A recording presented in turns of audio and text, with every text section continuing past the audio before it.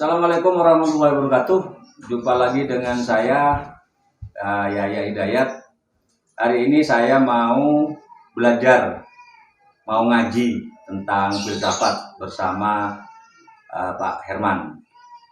Tentunya di channel Herman Guevara. Bagaimana proses belajar ngajinya ini? Ya, kita ikuti terus.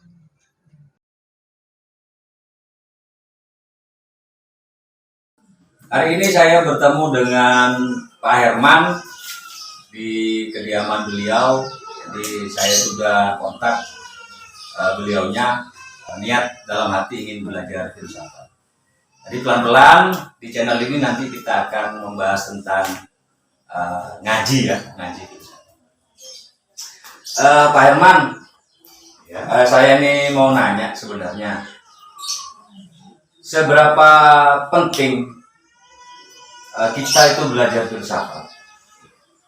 Kemudian mengapa banyak ulama itu mengatakan filsafat itu haram?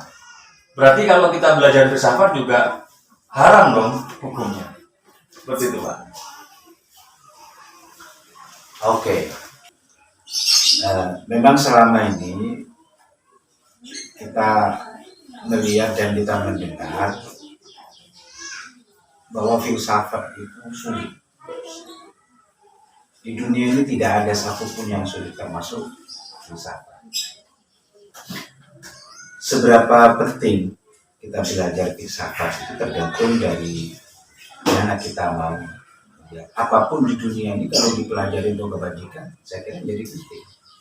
Bukan masalah filsafat atau bukan ilmu lain. Pedang kalau dipergunakan oleh orang dengan cara yang salah, yang jadi salah. Pedang kalau dipergunakan untuk kebajikan, ya jadi. Nah, berangkat dari ini memang ada banyak orang berbicara filsafat itu sulit. Bagi saya, filsafat itu tidak sulit. Saya hanya mengatakan butuh 1 menit. Saya jamin Anda bisa tahu filsafat. Nah, oleh karena itu, di sini kalau kita mau belajar filsafat, itu paling tidak ada 4 langkah. Yang pertama ini harus kita melihat filsafat secara definisi. Yang kedua, filsafat secara sistematis atau sistematika filsafat. Yang ketiga, filsafat dari segi sejarah. Dan yang keempat itu dari tokoh. Tapi biasanya tokoh ini sudah melebur pada 1, 2, dan 3. Nah, sebentar Pak, seperti yang saya sampaikan, ada Pak Herman tadi mengatakan tokoh ya, berarti kan ulama. Nah, pertanyaan saya tadi masih lanjut ini ceritanya ya? Oke. Yang mengharamkan gitu loh, maksudnya yang mengharamkan. Ya. Nanti ini akan masuk di dalam perjalanan penjelasan saya. Silahkan nanti Anda bisa melihat apa yang menyebabkan filsafat itu dianggap haram atau tidak. Baik, sekarang kita masuk ke pertama dulu. Apa sih filsafat itu? Nah, term filsafat itu yang memang berangkat dari Yunani. Asal mulanya ini berasal dari tradisi Yunani, itu berasal dari istilah filosofia. Tapi istilah itu pertama kali dikembangkan atau dicetuskan pertama oleh seorang yang bernama Pythagoras, seorang ahli matematika yang terkenal dengan teorema Pythagoras itu. Yang itu teorema Pythagoras itu yang melihat segitiga dan A, B, C kuadrat sama dengan A kuadrat plus B kuadrat. Itu berangkat, Pythagoras berangkat dari piramida di Mesir ketika dia berangkat di Mesir itu. Yang merumuskan ini dengan teorema Pythagoras. Nah, istilah filsafat itu dari itu. Itu asal mulanya itu dari kelompok-kelompok orang-orang yang mengagumi Pythagoras. Nah, pada Pythagoras ini ada 2 kelompok yang mengagumi Pythagoras. Yang pertama, pada satu sisi ilmu pengetahuannya, ini yang kemudian disebut dengan filosofinya. Yang kedua adalah kelompok-kelompok orang yang mengikuti Pitagoras pada jalan-jalan spiritual. Ini yang kemudian di dalam tradisi Yunani disebut dengan proses-proses katarsis, penyucian jiwa, yang dalam Islam ini namanya tasawuf. Ini juga ada sangkut pautnya. Nah, secara definisi filsafat itu banyak orang, tokoh-tokoh dari dulu sampai sekarang merumuskan ada tentang segala sesuatu yang ada.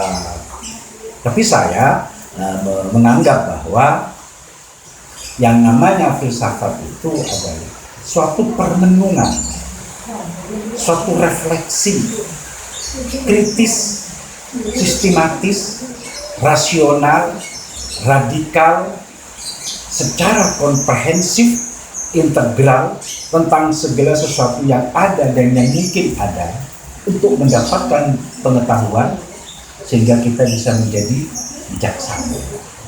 Coba, ini bagi Anda apa yang saya katakan tadi itu adalah sebuah permenungan. Sebuah permenungan atau refleksi kritis, sistematis, rasional, radikal, komprehensif, integral tentang segala sesuatu yang ada dan yang mungkin ada untuk mendapatkan pengetahuan sehingga kita bisa mencapai kebenaran dan kita bisa bijaksana. Nah, ini tidak nyampe 1 menit loh. Siap. Anda sudah tahu, sudah bisa. Tapi ini masih bingung karena terlalu banyak shift-shiftnya tadi. Terlalu banyak shift komprehensif. Ini definisi. Saya kan Anda memberikan definisi itu dengan gaya Anda, dengan kata-kata Anda, dengan redaksi Anda. Yang penting ada permenungan ya, atau refleksi kritis, sistematis, rasional, komprehensif, radikal, integral tentang segala sesuatu yang ada dan yang mungkin ada untuk memperoleh pengetahuan dan ada kebenaran, ada kebijaksanaan. Ini Anda sudah tahu tentang filsafat ini, cuma Anda masih belum paham dan memahami filsafat. Tapi dengan Anda tahu, Anda sudah bisa melangkah. Nah, ini secara definisi. Yang kedua itu adalah kita mempelajari filsafat secara sistematik atau sistematika filsafat. Nah, pada sistematika filsafat ini kita nanti akan masuk bagaimana kita mengetahui peta kajian filsafat. Nah, peta kajian filsafat itu memuat tentang apa yang masuk dalam wilayah ontologi, ada yang dalam filsafat istilah epistemologi, ada yang dalam istilah aksiologi.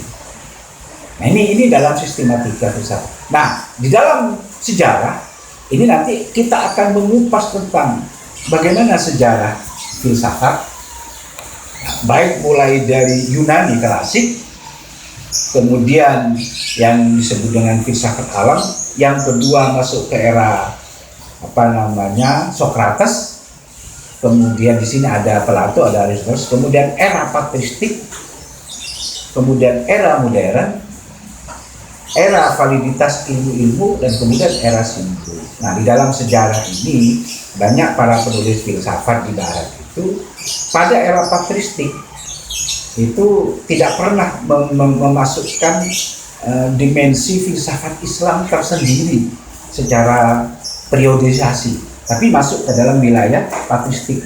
Padahal filsafat Islam ini punya peradaban sendiri yang harus kita masukkan dalam periode tersendiri. Nah, kemudian yang keempat, tokoh ini secara otomatis sudah masuk di dalam. Nah, kemudian kita kalau mengupas tentang masalah ontologi, nah disinilah yang banyak orang mengatakan para ulama dulu itu memang tidak sepenuhnya salah dan juga tidak sepenuhnya benar. Karena problematika yang para ulama itu banyak sekarang ini masih mengatakan bahwa filsafat haram itu karena ada problem ontologis sesungguhnya.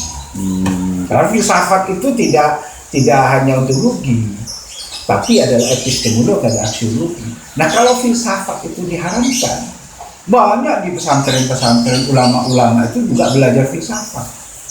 Buktinya para ulama banyak yang belajar mantik, logika, itu juga filsafat. Oh gitu ya. Nah, kalau filsafat diharamkan berarti banyak para ulama, para kiai itu juga haram belajar filsafat. Nah, tapi sayang dimaksud haram di sini hanya pada persoalan ontologi. Itu pun juga masih bisa diperdebatkan.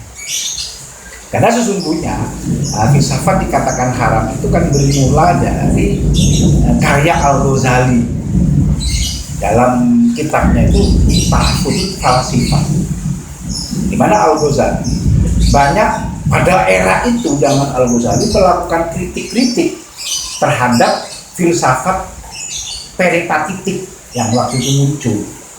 Kemudian juga banyak filsafat digunakan pada waktu itu oleh kelompok-kelompok orang yang tidak beragama pada waktu itu, sebangsa aliran kebatinan, aliran kepercayaan dulu di zaman itu. Nah, kemudian Al-Ghazali itu di dalam kitab Tahfudz Falasifah itu menulis ada 10 hal secara ontologis itu yang menyebabkan para filsuf tersesat. Dan bahkan ada 3 hal itu yang dianggap sebagai haram, kafir bahkan oleh Al-Ghazali. Nah, ini bermula dari inilah sesungguhnya banyak para ulama itu yang kadang-kadang tidak bisa memilih dan tidak bisa memilah problem apa yang dimaksud dengan filsafat haram. Tapi yang dimaksud itu bukan secara umum filsafat itu haram. Karena filsafat itu penting dan berguna bagi kehidupan sehari-hari. Hampir tidak ada satupun di dunia ini dalam kehidupan sehari-hari yang lepas dari problematika filsafat. Asik juga belajar filsafat ini, tapi kalau kita hanya memahami kulit-kulitnya saja, ya tentunya juga akan mendapatkan kulitnya. Kira-kira 20 konten ke depan masih bisa nggak memberikan penjelasan 20 atau bahkan 30 ya, karena satu konten pastinya kan 10 menit. Kalau ngaji di pondok zaman dulu kan bisa bertahun-tahun, tapi kalau di sini mungkin belajarnya ya penjelasan 10 menit, nanti kita 10 menit lagi. Oke, masih bisa ya? Insya Allah bisa. Nah, nanti saya akan sesuai dengan apa yang saya sampaikan tadi, ada satu bagian. Nanti bagaimana sistematika filsafat, peta kajian filsafat itu agar supaya kita tahu. Karena ini sebangsa orientasi.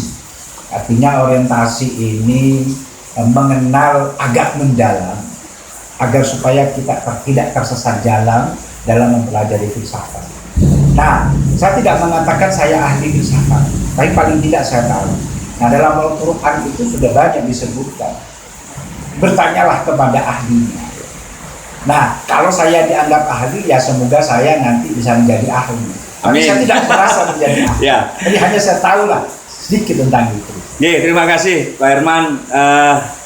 Oke teman-teman yang masih mau belajar tentang filsafat atau ngaji filsafat dengan Pak Herman di channel Herman Guevara.